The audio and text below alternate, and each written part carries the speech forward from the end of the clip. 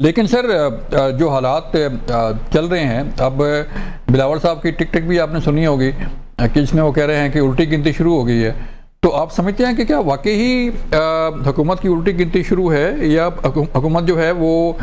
5 سال پورے کرے گی، اور جو پارلیمان میں پیپل پارٹی فیصلہ کر چکی ہے کہ وہ ایک نیا رستہ اختیار کرے گی؟ جی، مخلوط حکومتوں میں یہ کبھی ہلکی پھلکی کبھی زیادہ تیز موسیقی چلتی رہتی ہے، ہاں، لیکن ہمیں سب کو یاد رکھنا ہے کہ 27 فروری 2024 کو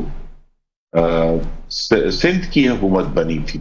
کابینہ نے حلف اٹھایا تھا۔ ٹھیک ہے۔ تو 27 اگست فروری جو ہے وہ دوسرا مہینہ ہوتا ہے، تو 27 اگست 2026 کو چند دن بعد ان کی آدھی مدت پوری ہو جائے گی سندھ حکومت۔ تو جب جس حکومت کی بھی آدھی مدت پوری ہو جائے اس کی الٹی گنتی شروع ہو جاتی ہے، تو لہذا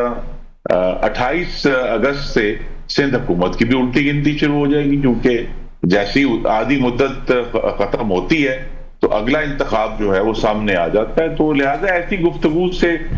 جس کے پیچھے کوئی بنیاد نہ ہو، ہم سب کو کوشش یہی کرنی ہے کہ ہم پرہیز کریں، اور جو قومی اسمبلی میں ان کا لائحہ عمل ہوگا، ہم یہ اب انتخابات کی جب گرما گرمی ختم ہو جائے گی بعد جموں کشمیر سے،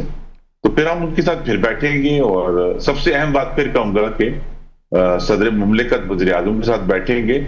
اور انشاءاللہ اس مسئلے کو حل کریں گے۔ لیکن سر وہ کہتے ہیں کہ نون لیگ جو ہے پیپل پارٹی کے بغیر چل نہیں سکتی، اگر ہم سہارا دینا چھوڑ دیں تو حکومت جو ہے وہ ایک دن میں گر جائے گی۔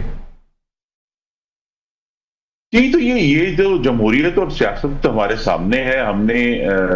جو بالکل آغاز میں الیکشن ہوتے ہی یہ دعوت دی تھی تحریک انصاف کو بھی کہ وہ پیپلز پارٹی کے ساتھ مل کر حکومت بنا لے اور ہم اس سے باہر رہتے ہیں، لیکن انہوں نے اس سے اعتراض کیا۔ ابھی بھی اگر وہ چاہتے ہیں تو دروازہ کھلا ہے، لیکن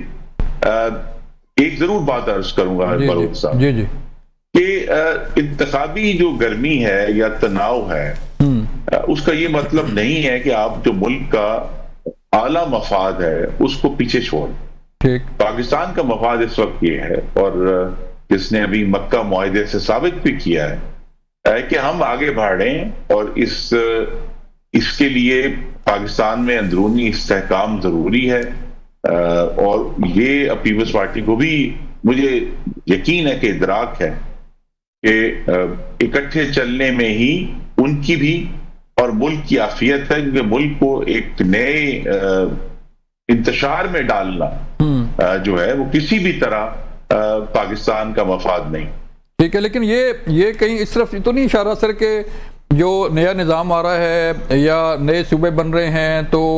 ہر سیاسی جماعت جو ہے اپنی صف بندی کر رہی ہے؟ جی، ہر سیاسی جماعت اپنی صف بندی کر رہی ہے، لیکن نئے صوبے بنانے کا جو پورا میکینزم ہے وہ سب کے سامنے ہے، اور اس میں پیپلز پارٹی کا بھی اتنا ہی رول ہوگا جتنا کسی اور جماعت کا۔ تو بجائے یہ کہ اس پروسیس سے روٹ کر سائیڈ پہ بیٹھ کر جو ہے اس کے اوپر چاندواری کی جائے، میری یہ توقع ہے کہ وہ اس پروسیس کا حصہ بنیں گے، اس پوری گفتگو کا اور ڈائیلاگ کا حصہ بنیں گے، اور اپنی پوری کنٹریبیوشن کریں گے، جو چیز وہ سمجھتے ہیں کہ ہونا چاہیے۔